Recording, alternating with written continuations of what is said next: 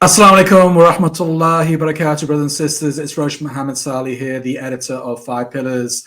And today I'm going to bring you an update about the situation in Afghanistan. Now, I think any regular follower, viewer, reader of Five Pillars will know that we're very committed to Afghanistan. I myself have been to the country twice within the last year. I did quite a lot of video material out there, articles as well. Five Pillars regularly updates you and brings you the latest news, analysis, and opinion from Afghanistan. We try to do at least 2 stories per week, whether it's an article, whether it's a video. So we have a commitment to Afghanistan, and that is because I guess it is an attempt to set up an Islamic society in that country following the end of the brutal 20-year US-led occupation. So I think Muslims all around the world are very curious and interested and even invested in what is going on in Afghanistan, and certainly Five Pillars is. So, as I said, I know that you guys may not have the time to follow Afghanistan closely, so I wanted to bring you this update, talking to a friend of mine, an Afghan friend of mine, Hameedullah Oryakhil, who is an Afghan national, who was my guide in Afghanistan, my eyes and my ears, my Pashto translator, my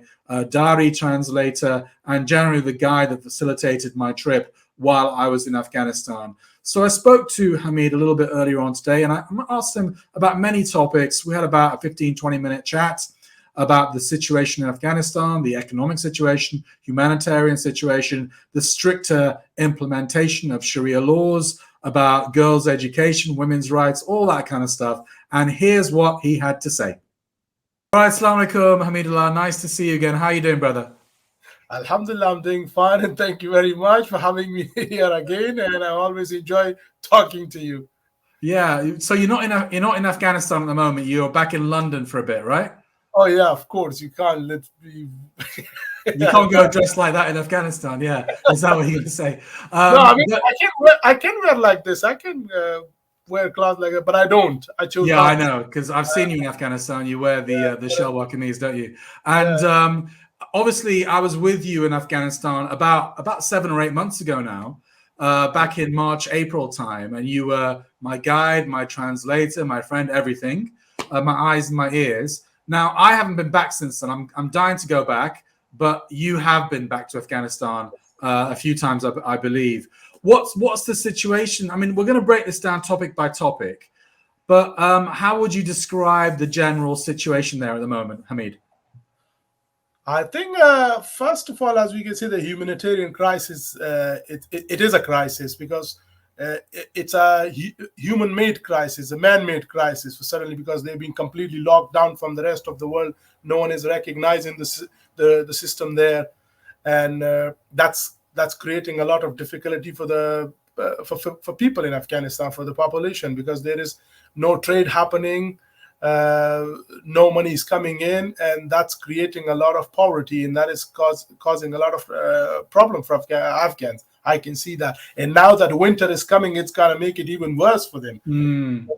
So I was in Afghanistan a little over a month ago, and I could already see people were stressing and they were worried about what's going to happen in the winter. And now I'm hearing, because I've still got family and friends and of course everyone, and they tell me stuff, and they're saying that it's getting bad now. It's getting worse when it suddenly starts getting cold. And the situation in Afghanistan, most of Afghanistan is a mountainous area, and it's cold, and you need help in all the ways it's possible. But because of these sanctions and all of that stuff, it's getting worse now, and it's unfortunately humanitarian crisis is going to get. Because obviously the really cold months. I mean, I've only ever been in Afghanistan in the warmer months, but the colder months like November or December, January, February, March. I mean, the conditions can be even in a big city like Kabul, like snowing constantly, really cold. And people don't have electricity, do they? And heating and keeping warm. I can imagine in the rural areas, it's much worse. Oh yeah, I mean, let alone in the summer, it was difficult. Now that it's getting cold and it's a very heavy forecast for this winter, and the rural area will be worse, as you just mentioned, because the getting help there or providing facilities in those areas is even not possible when suddenly the snow comes down then it gets even worse. So it will be a very challenging winter for Afghanistan. Even though the previous year was challenging already, this one will be, in my opinion, the thing that I hear from people, that will be even worse. And unfortunately, Are we talking about, people freezing to death and starvation, that kind of bad? I just don't want to say it, but unfortunately, that might be the case. That's because everything will be blocked, and suddenly we don't have any resources in the country, and it's going to make it worse. And getting help to people will be even difficult. So I have a very bad feeling for this winter. And hopefully, What about the economic situation, Hameed? I remember when I was there, hardly anyone had a job. People were thinking of the ones that had the possibility were obviously thinking about moving abroad just in search of work. Is the economic situation still dire with people just living hand to mouth? I mean, of course, yeah, the economic situation is very bad. In the work, there is no work. The Islamic Emirate of Afghanistan is trying to create jobs. I think we have done a report, some article on that one as well. They're talking to friendly countries that if they can take labor from Afghanistan in different sectors, they've been trying to create jobs or create some sort of economical help for people. But in this situation where you're completely been disconnected from the world, I'm not sure how much help they can get for people. Yeah. And that is evident, and that can be seen in Afghanistan. If you go around Afghanistan, people are struggling.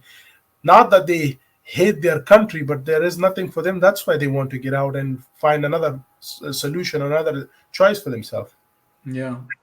Okay, well, I mean, we had to get that out of the way because that is the reality of Afghanistan. It's under a lot of pressure, and the humanitarian and economic situation, there's no getting away from it. It's a really bad situation. You're right. Having said that, sorry for cutting you. Having said that, even with all of that, this Islamic Emirate of Afghanistan is keeping people very nicely together by bringing other reliefs for people, like for example, security, safety, all of this stuff. People are balancing this, saying, okay, there was times we had a lot of money and everything was coming to Afghanistan pumping. At the same time, there was no security. So now, since the world have cut off Afghanistan, at the same time, the Taliban are providing security for everyone, and people are settling down with this system right now. They are accepting it in some sense, even though with all this difficulty. And they know, people are not fooled. They know that this economical problem, everything is from outside. It's been a burden put in on us. At the same time, they can, the things that they can see that are in the hand of the Islamic Emirate of Afghanistan, people are happy with those stuff. A lot of that stuff, security, safety. I mean, the women thing we'll get on to the women. I want to ask specifically about the women. We'll get on to that, inshallah. I was about to go everything. Yeah, so, no, don't worry. We'll do it topic by topic. So yeah, that is what I noticed as well. The safety in terms of security, you can travel from city to city without a problem nowadays, whereas in the past you took your life in your own hands if you did that with the kidnappings and the security problem. What about one thing I've noticed, and I really want to ask you about this, Hameed, is the situation regarding Sharia law. So when I was there, the Taliban were going softly. Obviously, they believe in strict Sharia being implemented, but they weren't really implementing it. When I was there, they were advising people. What's the situation now? Because I have seen these reports, and Five Pillars, we've carried some reports of, the hudud punishments being carried out in public now in a more overt manner. We've seen that women are being kind of banned from parks. So that to prevent this free mixing. So the Taliban now, they're getting serious with Sharia, aren't they? Okay, let me tell you what's happening. From my own experience, what I have sensed and what I have spoken to people there, what happened in Afghanistan. In the last 1.5 years, almost 1.5 years, the Taliban took over. They have given the choice to the people. The laws were there. They've already told, we are an Islamic nation. This is the Islamic Emirate of Afghanistan, and these are the laws. And giving it to the people in all sectors. As you said, not allowing to the parts, stuff, everywhere, wherever you see, they've just given people the choice. What choice? to implement it on yourself, because alhamdulillah, we're all Muslim in Afghanistan. So they were not implementing the Sharia law, or not lashing people, or not punishing them, because they said we have suddenly taken over, and now let introduce people to what we want from them and give them time so they can adopt it themselves. Most of the people, they did, but there are people that didn't. Like, for example, you said women being, that was a very good example, because I've looked into that one in detail. The women banning in the parks. They brought a beautiful system. We are an Islamic country, so we have to have a segregation kind of a system there. So what they did, they give 3 days to women, 3 days to men. Go inside the park in your own hijab, parda, whatever you call it. Enjoy yourself in the nice sunny day and sit there and enjoy yourself. But people were not following those guidance or those codes that were introduced to them. They were told specifically 3 days for women, 3 days for men, or 4 days for men. So on those 3 days when females are going to the park, man is not allowed. On the days that women are going, man is not allowed. On the days man is going, women are not allowed. But now people were trying to slowly thinking that, okay, they are not taking that strict rules, so it might be okay for us. So they were starting slowly mixing up. So what they did, they said it's not working, so they stopped it. That's one thing. Same goes for other hududs that we talked about. They wanted to see how people go about things about themselves, and people were arrested stealing, were arrested burglaring, or in murder cases. They were all in jails. Their cases were pending. Now they have started implementing those cases, because some of the ulamas got fed up. They said, why are you keeping these cases pending? Yeah. Go in quickly, give them justice. If they are innocent, release them. If they are not innocent, punish them for whatever they have done. So that's where suddenly started everything happening. When last 1 year, the law was there, the Sharia law was there, everything was there, but it was left to the people how they react to it. And suddenly now they see that they have to come with a more serious way of doing and implementing. Yeah. And how are the people reacting to this, Hameed? Are they welcoming it, or are they saying, oh, it's back to the Taliban of the 90s, etc., etc.? How many rallies or riots have you seen in Afghanistan in the social media so far? Afghans are very stubborn people. If you force them to do something that they don't want, they will just react. I mean, they are not like they will sit there and say, okay. They know that the guy who was punished, or a female who was punished in the for their wrongdoings, were punished for a crime they have committed. Not everyone is caught on the street and started punishing them or giving him lashes. It's an Islamic country. If you break Islamic laws, you will be punished. So people understand that. People know that they are not forcing everyone. Like, things of the past are not, there were some extreme stuffs in the past when the first ruling when the Taliban were there. Like, even on the streets, people would be punished, like the video clips that you might have seen, that woman is beating, who have been beaten on the street, being given punishment. Nah, stuff like that. Nah. They go through proper judiciary system. They find out the person has committed crime and what is the punishment for the crime, witnesses, all of the stuff it carried out, and then after they carry away the punishment. It's not so. That's why people understand that, and people accept that. That's why, as I asked you at the start, like, how many riots have you seen? How many uprising? How many people are coming in the TV? So in general, there's been a welcoming of the new stricter Sharia. What about the girls' education issue? What's happening there, Hameed? That's where I'm trying a lot of ways to find a soft corner where I say, okay, maybe this is the reason, and they have an excuse, or they have excuse. I have completely have no idea what's going on with this topic, because women should be going to girls should be going to school, and whoever I talk to, they say absolutely should be going to school. All the soldiers, authorities, or people that we talk to, they all say they should be going to school. Then we say, what's the problem? Then what's going on? They say, well, we're coming with this our own system of. They all have got whatever you have written in the media, that excuses they're making, but nothing clear is coming out. And I have, to be honest with you, I don't have a clear answer to tell you that, okay, this is why they don't. Them. I think this is one issue where even supporters of the Islamic Emirate genuinely are confused and don't have a clear answer. and are a bit embarrassed to talk about it because they want to see all girls going to school in Afghanistan. But for some reason, maybe at the highest levels, it's being blocked.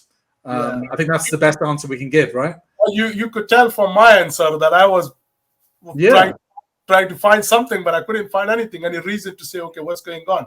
But yeah, that's what it is. Hopefully, let's hope and pray and do dua that this happens soon, because I think it's one issue that we really want to see this happen desperately. Definitely. What about moving on to other issues now? What about is there any movement whatsoever in Afghanistan being recognized by any country in the world?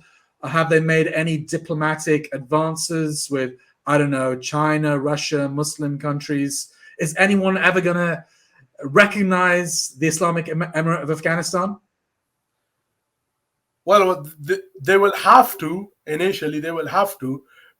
And what evidence would you want to see more? Because some of the countries are directly involved in trading with Afghanistan or doing keeping a diplomatic relationship with Afghanistan. There are several countries I can name it to you: China, Russia. They all have got invites going and coming to Afghanistan, and they have relationship. The trade is happening in there.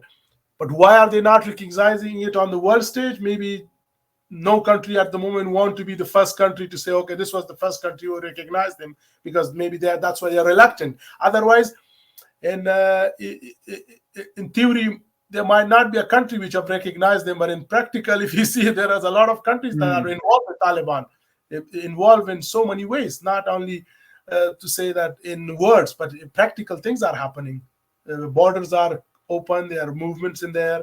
So at the start, when you came to Afghanistan, if you remember, 6-7 months ago, there was only barely a border open with Afghanistan. There was barely a flight happening. Now you can go to Uzbekistan, you can go to Iran, you can go to Pakistan, you can fly to Arab countries, to Dubai, all of that. And trades are happening. So I don't know what to call that then. It's happening slowly, but no official recognition as yet. How do you feel about, obviously when I met you, the occupation had just ended. The 20-year American NATO-led occupation just ended. And I think a lot of people, including yourself, were happy because of that. And they saw, a dawn of a new future. How do you feel about the country a year and a half on? And how do you feel about the future of Afghanistan and the Islamic Emirate? Well, first of all, as you said, the occupation was, of course, I'm so happy that the occupation forces have left Afghanistan and it's a free country, and hopefully Afghans they will let Afghans to decide for themselves and decide for themselves whatever they want, because whoever is in Afghanistan right now, that's Afghans. No one can deny that. It's Afghans running Afghanistan. No matter whatever side of the political spectrum you are, it's Afghans running Afghanistan. It's not someone else physically there in Afghanistan, a foreigner running the show. No, it's Afghan. Now let Afghans find a solution themselves instead of giving them dictations. So if that is, if they allow that to happen, then I see a good future for Afghanistan. We're a different country anyway. We don't want Afghanistan to be some European or some Middle Eastern country like Dubai or Qatar. The way Afghanistan is, just let us breathe and find a way our own way. And if we are allowed, we will find a way, inshallah. Okay, and any final words, Hameed, in terms of a message to, I don't know, British Muslims who are interested in Afghanistan, or the Ummah generally, people that perhaps have never been there? I guess that's most people, Any final thoughts and message to them? First of all, everyone is welcome now. As you can see in YouTube, there are a lot of YouTubers rushing to Afghanistan and walking around. It's a beautiful country, beautiful people, and very hospitable people. And you can come to Afghanistan. That's one thing. Another, when you're deciding about Afghanistan, do your own research instead of looking all to those mainstream media platforms where they just giving you one side of the story, or sometimes even completely a made-up story, stuff like that. So that's what I'm saying. When you're making your point about Afghanistan or your decision about Afghanistan, just do your research properly from the right ways, and then you're welcome. Alhamdulillah, inshallah. And I might be going to Afghanistan very soon again, so you are welcome as well, Roshan, brother. If you want Yeah, to. inshallah, I'm definitely going back as soon as I can. Yeah, I would say that people who are in two minds about the country should visit. I think it's possible to visit and visit safely now. Obviously, I think people still they don't have Afghanistan as a holiday destination in their minds, but I think if you just want to go there for a holiday, it would be a great place. And Sorry for cutting you there. If by holiday people means luxury hotels, no, not that kind of holiday. Beaches and stuff like that, then that's not happening. But if you want a holiday, a beautiful, nice, sunny country with beautiful food and nice people and mountains and beautiful scenarios, why not? It's a beautiful country. You can come. Yeah. Security I is think, there. all right, if you're looking for a Dubai-style holiday with luxury hotels and swimming pools and stuff like that, no. But if you're looking for an Islamic holiday, just seeing beautiful mosques and beautiful people and living in a country where it's an Islamic society, mosques, halal meat, and just organic halal meat. And, yeah, organic halal meat. We don't import our meat. All right. We don't import our fruit or vegetables or dry fruits or anything. It's all Afghan. So that's the taste is even better. And I think even now you can get a visa from the London consulate as well. That's what I'm hearing. So it's actually easier than most people don't realize it's actually possible to go to Afghanistan, see for yourself, be part of the solution rather than the problem. No, yeah, of course. That's very, very beautifully put in by you. That's okay. All right, Hameed. So thanks for that roundup, and inshallah, perhaps I think we should do these roundups maybe once every couple of months, just to kind of keep people abreast of what's happening in your country. Inshallah. Yeah, thank you very much. I really appreciate for what you guys are doing. All right, putting the news there. Thank you. Take care. All right, assalamu alaikum, Hameed. Sorry. Okay, brothers and sisters, that was Hameedullah Oryakhil talking to me a bit earlier on about the situation in Afghanistan, and we will have those kind of regular updates from Hameed maybe once every couple of months to keep you abreast of the situation there. So before I go today and say salam alaikum, I just want a bit of housekeeping before I leave. Please do follow us on all our social media platforms, on Telegram especially, and also please do subscribe to our newsletter. I'll leave all the links in the description underneath this YouTube video. Apart from that, please keep those donations coming in, brothers and sisters, to Five Pillars. If you like and appreciate the work that we do, keep those £5 donations, those £10 donations, those £20 donations, monthly donations coming in. Please don't abandon us. We really need and appreciate those regular donations coming into Five Pillars. It really allows us to kind of continue the work that we're doing. Really appreciate, I would say, a jazakallah khair to everyone who is a committed supporter of Five Pillars. And on that note, I'll leave it, but we will be back with regular updates on the situation in Afghanistan. Assalamu alaikum wa rahmatullahi wa barakatuh.